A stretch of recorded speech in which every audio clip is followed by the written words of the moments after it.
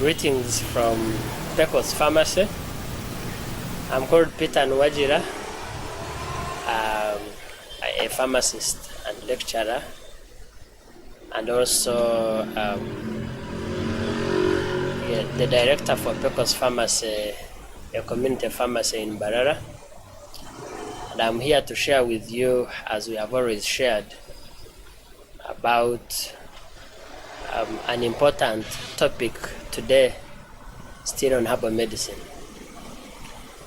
Yes, to give you some recap of the last things we shared, just in summary, we had so today we want to talk about dispensing and disposal of herbal medicine. We had many questions from people, both on the YouTube channel and also messages on WhatsApp. People are still interested in herbal medicine, and we all can see that there is a lot of hunger, there is a lot of need for more information on herbal medicine, because people are starting to realize that it is actually a great alternative for our conventional medicine that we have always used. So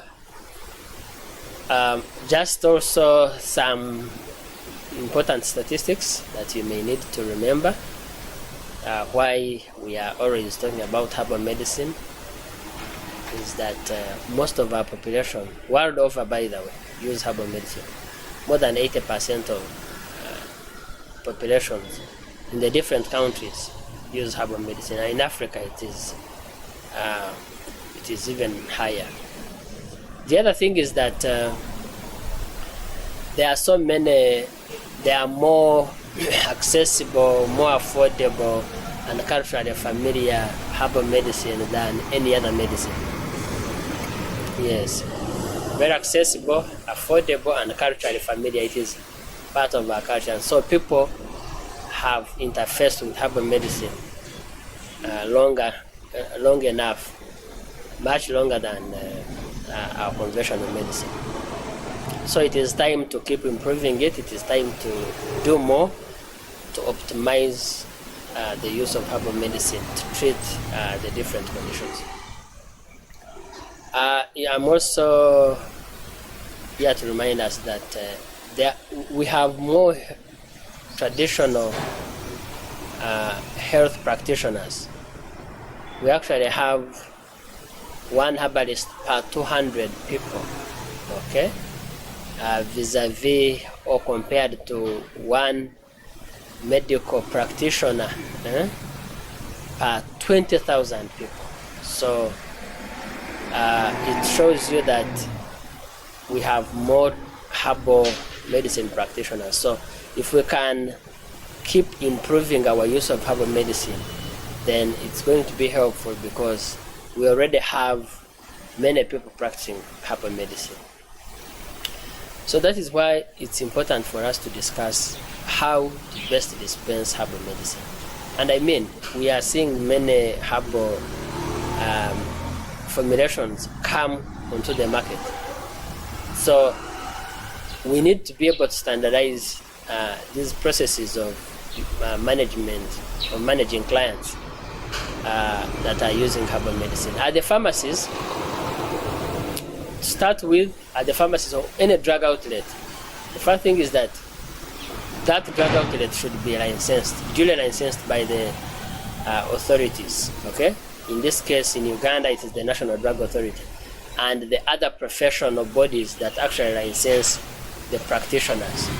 We have Pharmaceutical Society of Uganda for the pharmacists, we have allied health professionals for the pharmacy technicians, we have NACOTA, the Council for Herbal and Traditional Medicine, licensing the herbalists. Bananga bami n'abakyala naze kubanyonyola nti bw'oba ng'olina omukolo gwonna gw'olina oyagala kuyingira ennyumba olina lonchi gy'okola olina hoteri olina embaga olina ulumbe olina buli kalonde yonna ng'oyagala bagutere ku Zoom, YouTube wamu ne ku Facebook njagala kugamba nti ITV be basobola okubeera nga bakikolerako bulungi nnyo balina kamera ennungi nkambwe balikirya nnyo bamanyi kibakola eby'oluzungu eby'oluganda eby'olunyankole buli kalonde yonna bagutereko buteezi n'olwekyo mukwano gyaffe tusubwa yangwa mangu. HealthTV, empowering you.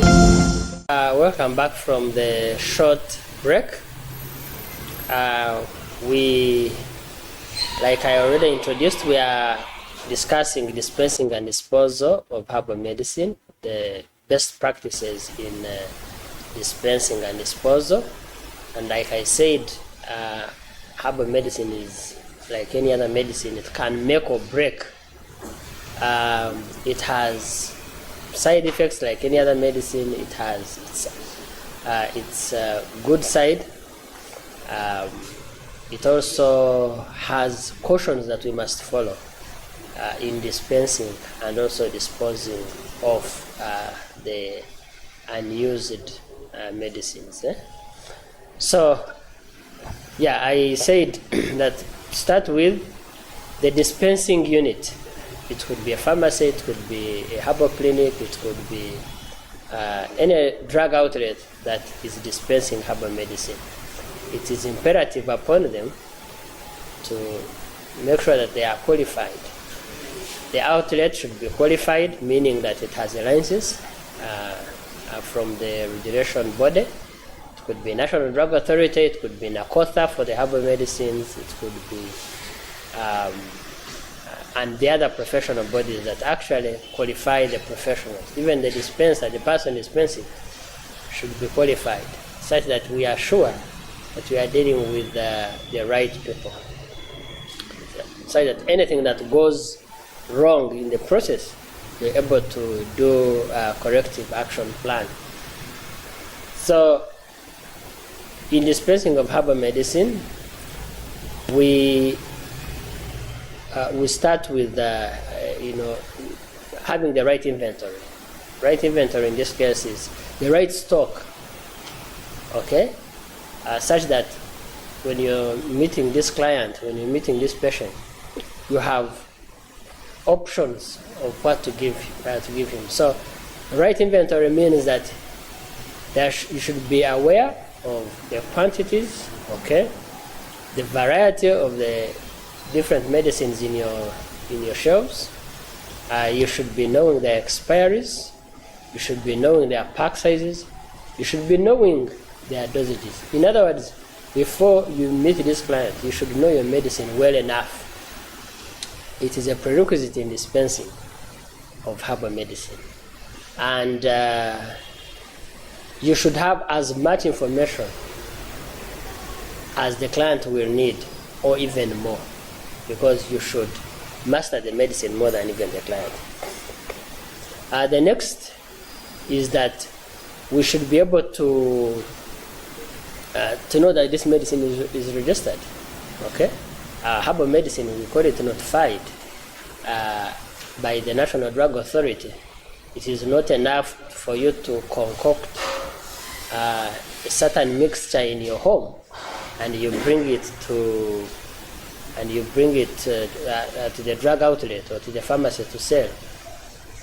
It must have gotten through the process, the duly rightful process of licensure. So it should be licensed by the National Drug Authority, and the number should be there on the label.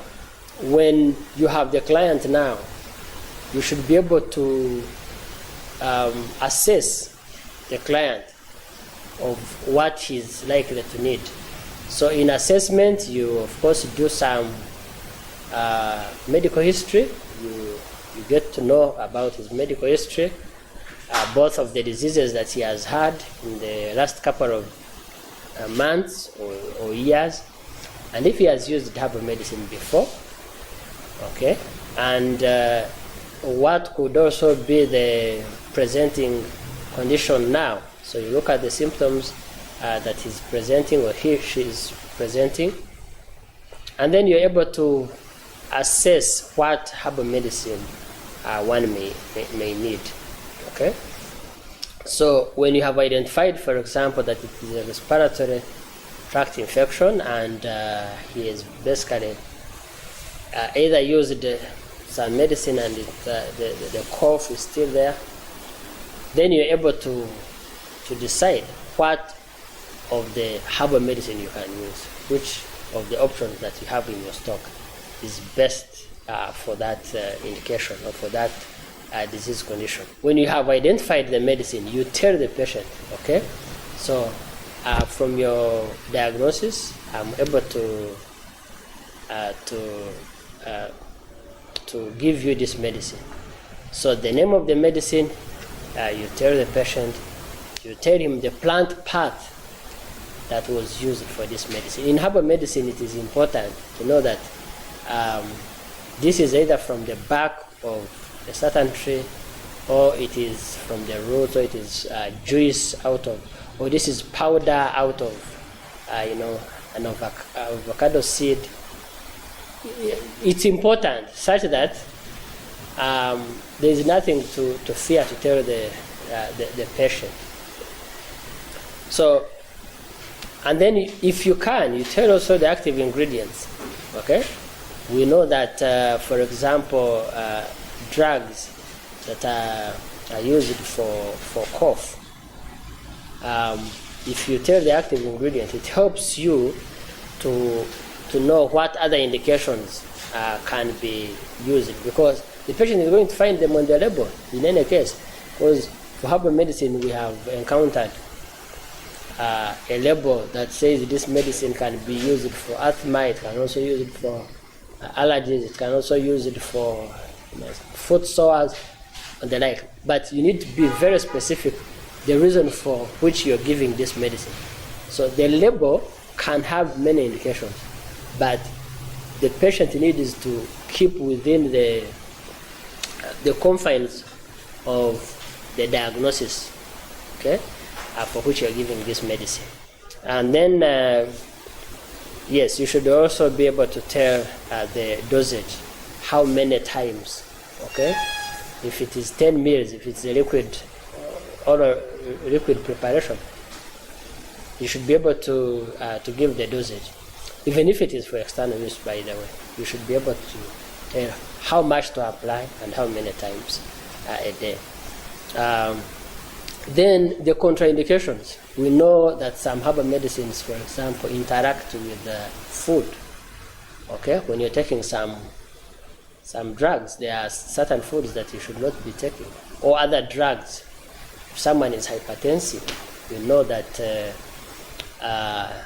I know many people who take green tea, okay, whereas it reduces hypertension, it can go overboard and reduce it much further and cause hypertension, abnormally low blood pressure, and many others. You remember during COVID, we were very clear with Covidex that when you have when you're hyperglycemic, okay, if you have hyperglycemia, it may actually give you a bit of complications.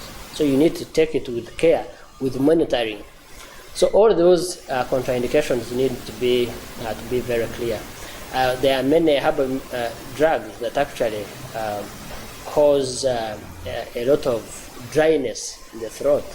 Okay, you're taking it for cough, but it ends up with abnormal dryness, which may actually worsen the sore throat. So all that is important to get it from the professional that is giving you the medicine. Don't forget to give review dates of the clients. Okay, if you've taken this drug and we know I've given it to you for 2 weeks, okay, it is best that after 2 weeks someone is able to check again, okay, and see how best he can be helped, and that is quite important. Many times we have seen instances, scenarios where they reach home And what they do with the medicine home is completely outside the scope of what the professional has told the patient. So, and many times herbal medicines are the culprits. Because for conventional medicine, many clients tend to fear. They tend to fear to change anything on the medicine. But for herbal, many clients tend to take it for granted that anything I do with it, it may not be toxic. But we've seen that there's a lot of adulteration. We call it adulteration, where you contaminate the drug by introducing, it could be another drug, it could be a food, it could be any contaminant. Okay? So that is very, very important. When you take it home, keep the drug in its original container. Start with. The other thing is that store it in the right condition. Put it away from children. Put it away from intruders and just keep it in a cabinet that is secluded from the normal routine movements of people at home. Okay, and you should also keep it in the right condition. There are particular conditions for particular medicine. Okay, some could be in a fridge, could be put in a fridge, especially those that are a little extemporaneous, meaning that they expire fast. Okay, some of them could be concoctions or dilutions, and then for others it could be store below 25 degrees centigrade, which is taken as the room temperature. Or some you may find you have to keep them under light conditions. So all those, for those that are particular to the storage conditions, you need to be adherent. But when patients take the drugs home, they should be kept in the original containers. They should be used as told, okay, by the health professionals. But many things happen. Stuff happens when drugs are not. You find someone takes herbal medicine for 2-3 days, he gets better, and so he stops taking it. Okay, so that has been left in that bottle or in that sachet of powder, whatever is left needs to be discarded. It needs to be taken, okay, away out of the other medicines that are being used. So that is disposal. You should dispose it off, okay? You can mix it and put it in the dustbin, or the best way is actually to remove the label,